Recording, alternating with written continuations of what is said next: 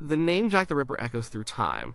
It brings to mind fog, gaslights, and a shadowy figure with a knife. For over a century, the killer's identity has been a mystery, a ghost.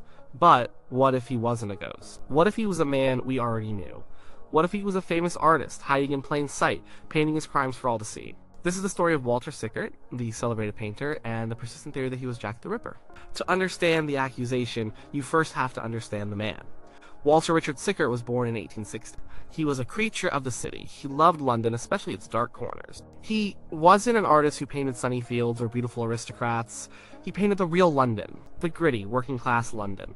He painted music halls, cheap boarding rooms, and tired people in cramped spaces. His style was dark and moody. He used thick paint and shadowy colors. His paintings often feel unsettling.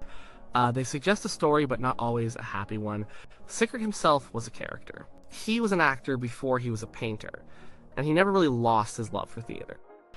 He was a performer. He loved disguises, changing his appearance, and telling wild stories. He was a master of self-promotion. He wrote letters to newspapers under different names. He enjoyed creating myths about himself. He was eccentric, witty, and drawn to the morbid side of life. He was, by all accounts, fascinated by crime, especially the Jack the Ripper murders. This fascination is not in dispute. The question is how deep it went. The idea that an artist was the Ripper isn't entirely new. But the theory naming Walter Sickert specifically didn't really take off until the 1970s. It began with a man named Joseph Gorman, who claimed to be Sickert's illegitimate son. He told a wild story, a story that would become the basis for a famous book. The story involved a secret royal baby. According to Gorman, the heir to the throne, Prince Albert Victor, had secretly married and had a child with a Catholic shop girl from Whitechapel. Queen Victoria was furious. The establishment needed to cover it up. The girl's friends, including Mary Jane Kelly, knew the secret. They started to blackmail the government. So the Queen's physician, Sir William Gull, was sent to silence them. He was the real Jack the Ripper, and Walter Sickert? He was an accomplice. He was part of the conspiracy helping to clean up the mess. This sensational story was published by author Stephen Knight in his 1976 book, Jack the Ripper: The Final Solution. It was a bestseller. It had everything: royalty, conspiracy, murder, and a Masonic plot. The public loved it. The theory put Sickert in the orbit of the crimes, but it made him an accomplice, not the killer himself. The problem with Knight's theory was that it was based almost entirely on the unproven word of one man. Historians and Ripper experts quickly picked it apart. The royal conspiracy theory is now considered a work of fiction. But it had planted a seed. It had connected the name Walter Sickert to the Whitechapel murders. For a while, the theory faded. It was seen as a fringe idea, a bizarre footnote in the Ripper case. And then in the early 2000s, it came roaring back. This time it was championed by someone with a lot more influence. Patricia Cornwell, a hugely successful crime novelist, became obsessed with the case. She had the money and the resources to launch her own investigation, and she came to a stunning conclusion. Walter Sickert wasn't just an accomplice, he was the killer. He was Jack the Ripper. Cornwell didn't buy the royal conspiracy. She threw it out completely. Her theory was simpler. Sickert was a psychopath, a misogynist who hated women, and he acted alone. She spent millions of dollars trying to prove it, and in 2002 she published her book, Portrait of a Killer, Jack the Ripper, Case Closed. The title alone was a bold statement. Cornwell claimed she had solved the most famous cold case in history, and she said she had the science to back it up. Her case was built on three main pillars: forensic evidence, artistic interpretation, and a psychological profile. First, the forensics. This was her big play. Cornwell believed that many of the letters sent to the police, supposedly from Jack the Ripper, were genuine, and she believed Sickert wrote them. She bought over 30 of Sickert's paintings. She took apart his writing desk. She bought thousands of his personal letters. She was looking for a link. Her team focused on DNA. They managed to extract mitochondrial DNA from the back of a stamp on one of the Ripper letters. They then found the same type of mitochondrial DNA on the back of a stamp from one of Walter Sickert's letters. To Cornwell, this was a match, the smoking gun. The problem is, it wasn't. Mitochondrial DNA, or mtDNA, is not like the DNA used in a modern courtroom. It's passed down from a mother to her children. It's not unique to an individual. Thousands of people can share the same mtDNA profile. Finding a match between two samples from over 100 years ago proves very little. It's like finding two people with the same common hair color. It's a possible link, but it's far from definitive proof. The risk of contamination over a century is also massive. The letters had been handled by countless people. Most DNA experts were not convinced. They saw it as inconclusive at best, and junk science at worst. Cornwell also focused on paper analysis. Her team found that some of Sickert's stationery and some of the Ripper letters came from the same paper company. They had the same watermark. Again, this sounds compelling at first, but the company in question was one of the largest stationery suppliers in London. The paper was common. It would have been used by thousands of people. It's like finding two modern criminals both use the same brand of generic printer paper. It's a coincidence, not a solid link. The second pillar of Cornwell's argument was the art. This is where the theory gets its romantic, chilling power. Cornwell looked at Sickert's dark, moody paintings and saw confessions. She believed he was taunting the police, hiding clues in his work. She pointed to a series of paintings he did around 1907, known as the Camden Town Murder Series. These paintings depicted a naked woman dead on a bed in a grim little room. The real-life murder of Emily Dimmock in Camden had captivated London, and Sickert was fascinated by it. He painted the scene over and over. Cornwell saw a direct link between these paintings and the Ripper murders. She argued the pose of the woman in the paintings was similar to the poses of the Ripper's victims, like Catherine Eddowes. To her, this was Sickert reliving his crimes on canvas. She even renamed one of his paintings. A dark, foreboding painting of a bedroom interior Sickert had called The Bedroom. Cornwell retitled it Jack the Ripper's Bedroom.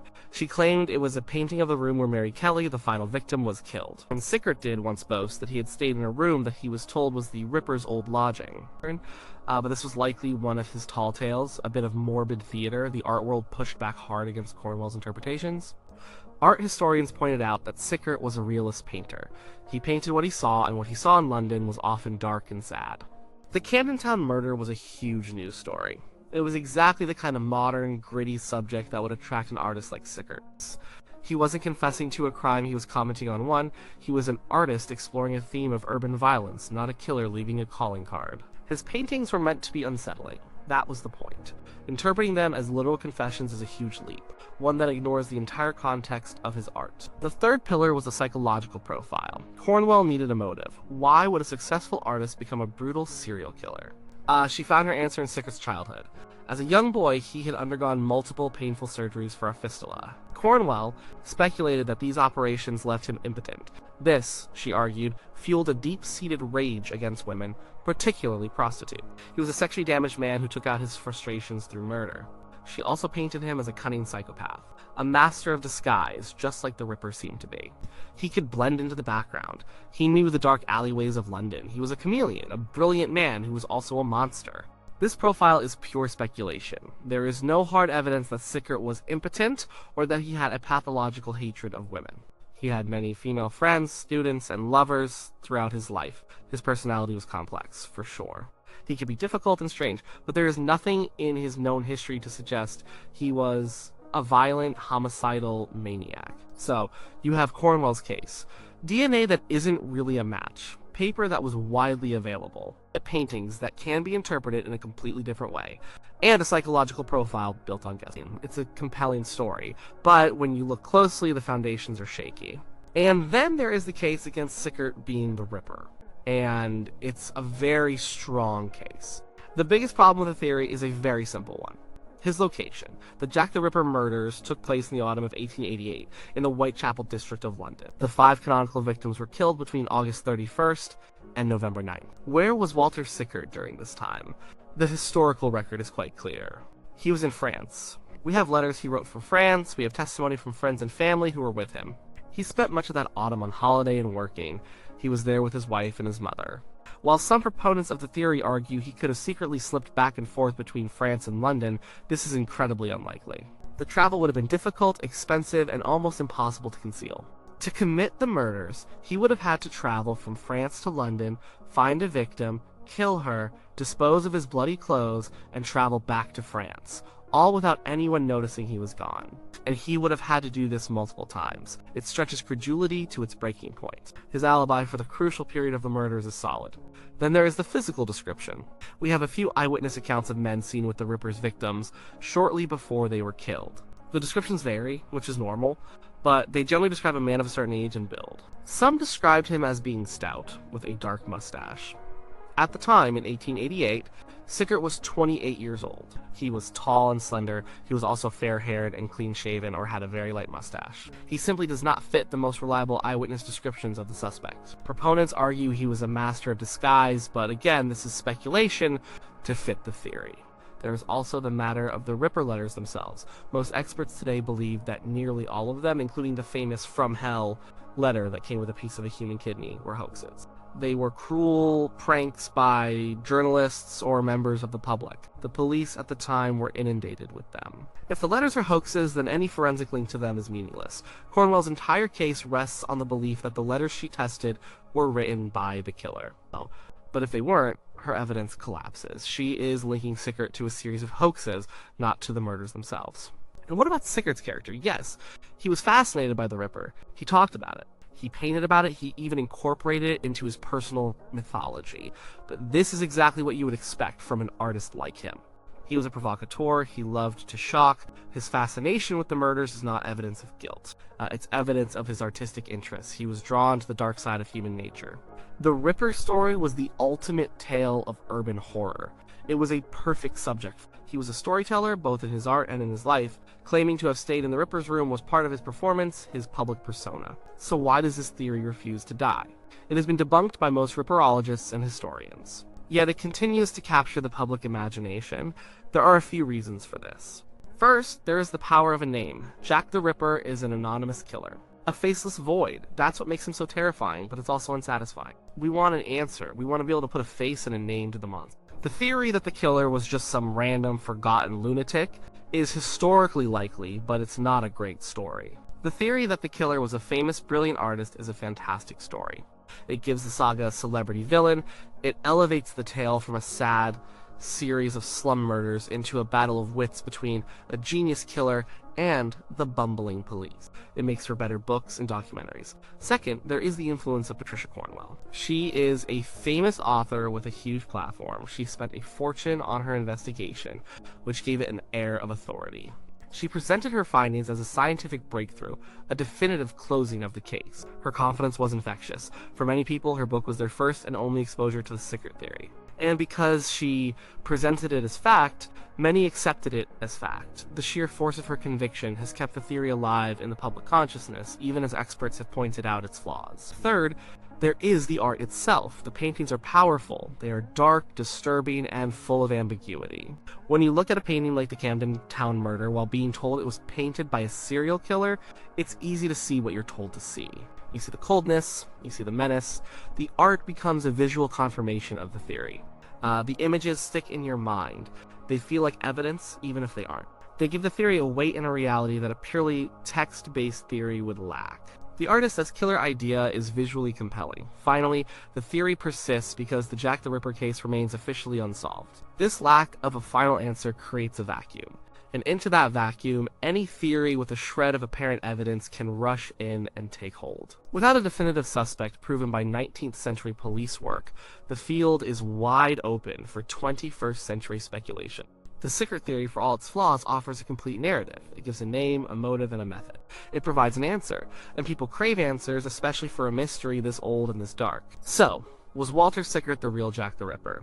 The answer is almost certainly no. The evidence against him is far stronger than the evidence for him. His alibi for the autumn of 1888 is a massive insurmountable obstacle for the theory. The forensic evidence presented by Cornwell is deeply flawed and unconvincing to most experts. The interpretation of his art as a confession requires ignoring the entire context of his career and the art movements of his time. The psychological profile is pure speculation. The theory turns a complex, eccentric artist into a one-dimensional movie monster. It flattens his life and worked to fit a predetermined narrative. Walter Sickert was fascinated by the Ripper, but so were millions of other people in London. He was an artist who explored the darkness of his city, but that doesn't make him a killer. The story of Walter Sickert as Jack the Ripper is a chilling tale. It's a compelling piece of modern folklore. It speaks to our desire to solve the unsolvable and to find patterns in the chaos. But it is a story, not a history. The real killer of Whitechapel remains a mystery, the shadow, and Walter Sickert, for all his eccentricities and dark paintings, was just a man holding a paintbrush, not a knife. He was an observer of the darkness, not its source.